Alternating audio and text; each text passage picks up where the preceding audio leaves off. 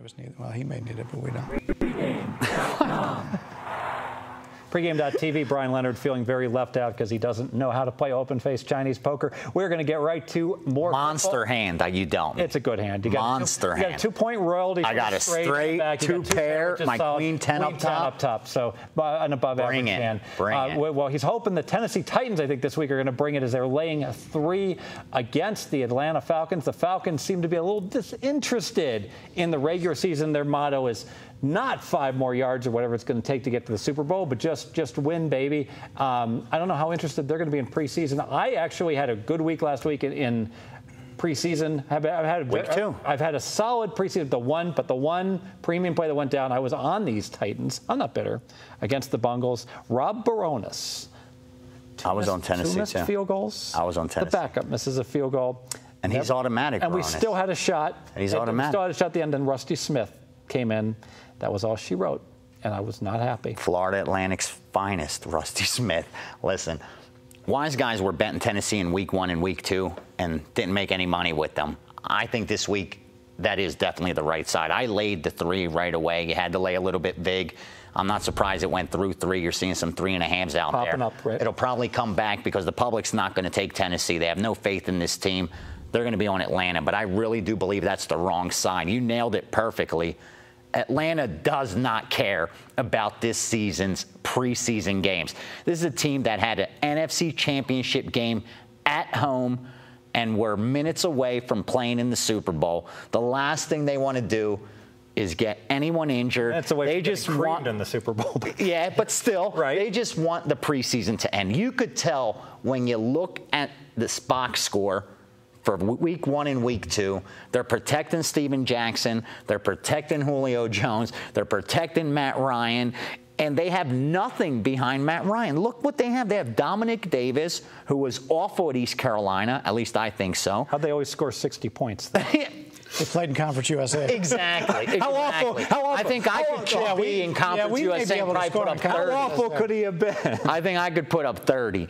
And then you got Rusty Smith, the Florida Atlantic product, in the third string. So after Matt Ryan gets benched, there's nothing for me to be afraid of this Atlanta offense. No one to lead it. Well, Rusty Smith's going to be on your side on Tennessee here. On the flips, yeah. On the flip, what you're worried about. Yeah, exactly. But I don't think he's going to play. He's the mop-up duty. That's what I got. It's Sean Renfrey I meant for Atlanta. Sean Renfrey after Dominic Davis, who he's going to be. Third stringers are not such a big deal. No, mop-up duty. They know they're not going to play. They're either not playing or late fourth quarter action. They know they're not going to play, exactly. Yeah. But what I do like is behind Jake Locker, we got Ryan Fitzpatrick. I mean, here's a guy that started 47 games in the last 4 seasons. I mean, this is a starting NFL quarterback. Now he's going to be a second-string quarterback, but still, he played 16 straight games for Buffalo last year. Started 16 games the year before that. The ball and throws a lot of interceptions. Because he doesn't have a strong arm. Should have been handing. He doesn't have a strong arm. Should have been handing the ball off to his problem is he tries to feed it in there and he just doesn't have. He's so smart. He knows exactly theoretically possible. It is, and he knows the guy's open. The play's there. To Harvard, right? Exactly. He doesn't have the strength to get the ball in there. That's the problem. But against second-string defenses, I think he won't have too much of a problem threading that needle. He's actually looked better than Locker in the preseason. And Tennessee, Munchak wants to win. He wants to win, and Locker, I think, has to look good. I mean, this is a team that's regressed with Locker in there. And they drew a bad week progressed. 1. Week 1, they drew a bad lot where they played the Redskins, and Shanahan wants to win, and they were up 7. They had the game, and then they gave up 8 points in the final minute.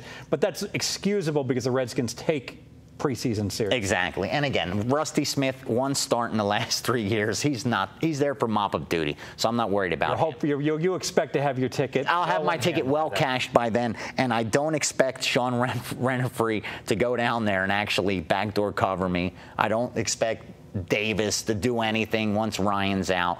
I really do think this is Tennessee's game to win. They're at home. This is a big game for them. Brian, VR mentions once Ryan is out, obviously he's going to play a half. If we play this, should we be playing this for the game, or should we wait and bet the second half on Tennessee? Well, if it plays out the way you think it will, then Tennessee's going to have a nice lead at halftime, and coast. Well, I think from what VR is saying, he really likes the third quarter, if I'm reading it. Yeah, Ryan. Once Fitzpatrick gets in. Once Ryan leaves and the Stars are going to play the first half, it doesn't sound like you're in love with. No, just stay in striking distance. You want just don't fall behind, and I don't think they will at home. If you got that the game was tied at half, you'd be perfect. I'd be ecstatic. If they're within 3 points, I'll be already. I'll be on my way to the sportsbook to cash my ticket. They'll be favored. I mean, they're going to be laying 1 in the first half. Exactly. But so you're wanting Fitzpatrick in the game. I want Fitzpatrick in there. How much money have you made the last 4 years betting Fitzpatrick in the game? Well, this is the preseason. This is the preseason. He was playing against Brady, starters. He was going against He's going against the New England defense. Even the Jets defense wasn't bad for a number of years. I mean, this is different. Now you got a starting quarterback going against second-string players, third-string players. He's looked good. He's looked better than Locker. If you look at the box score, I mean, obviously going against backups, but still, he's looked better. I think he's put the pressure on Jake Locker. One nice thing is that Atlanta played a crap game last week, but they wound up winning. Right? Exactly. That's the huge part. Is that okay? No one wants to bet. And there's no pressure now. The pressure's off. One of the first things you said was laying the 3. With Atlanta, you take a look at season wins. Atlanta's a 9.5. Tennessee's a 6.5. Right. I mean, so the public knows that, so they're going to look at that and they go, why is, in fact, somebody may have put that in a forum already, talked about some of the lines this week. Why is Tennessee laying 3? Because you got a new coach that wants to win, who's winless in preseason. And playing at home. The fat, drunk, and happy. Exactly that. So just wants to be healthy. You'll get some uneducated money coming in on Atlanta in this game that may keep your line where you want I agree. to. I agree. If you're going to bet Atlanta, you should bet first quarter Atlanta. Find a first quarter. And that's that's hard to find. Yeah. Maybe a first half. And catch +1. But you don't want any part of like what's going to happen in the second half. And I agree that the second half should be all Tennessee. It's just after Baronis missed those field goals and his friend missed the other field goal. I love it. I'm still a little smart. I love it. I love it. Let's make it official. Falcons at the 0-2 Tennessee Titans, 0-2 straight up, 0-2 against the spread. Now they're playing at home. The line's 3 -120, 3.5 in some places. Don't worry, public's going to come in on Atlanta. That's the wrong side. This team's just looking to stay healthy. That's their only goal in the preseason. They got to the NFC Championship game last year. If you read anything coming out of Atlanta, anything short of returning to the NFC Championship game is a bad year for them. They want to get to the next step, and that's the Super Bowl. The only way to do that is to stay healthy. You got to keep Matt Ryan healthy. You got to keep Julio Jones healthy. You got to keep Steven Jackson healthy. That's why these guys have not gotten the football much in the preseason as far as the skill position players go. I think that's going to carry over into week 3. The pressure's off Atlanta. It's all on Tennessee. They got to above average starting quarterback, I think, with Jake Locker. They have a well above average second. Well, I mean, potential. High potential, low achiever. High potential. No, they've regressed. Like I said, they've regressed with him, but he's got the potential.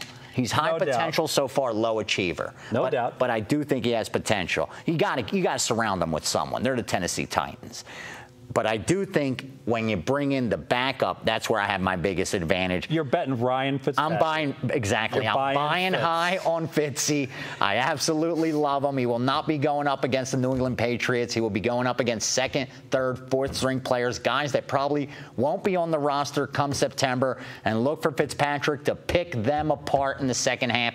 Lay the 3 all day. Have you seen the New England Patriots defense the last few years? Their first string defense. Yeah, but when you put up 60, when your offense puts up 45 points. No one is better at forcing turnovers when your offense, than the genius. Exactly. When your offense has a 28-point lead, it's pretty hard to go out there and be motivated. Why they just didn't hand the ball off to Spiller, I don't know. But that's a different. He's trying to thread the needle. Doesn't have the rocket arm. Excellent. Who loves you? Very good. Well, best of luck with that. I think I'm going to get there maybe in the second half. Small. Bet Tennessee. Small. I love my picks this week. Tennessee over in that total. Free money. We've got VR's picks. We've heard from him. Stay with us. Pregame.tv. I will be back with a play on the Cincinnati Bengals. No longer the Bungles. The Bengals suddenly a contender hosting the at the Dallas Cowboys. Stay with us at pregame.tv. He's a monster.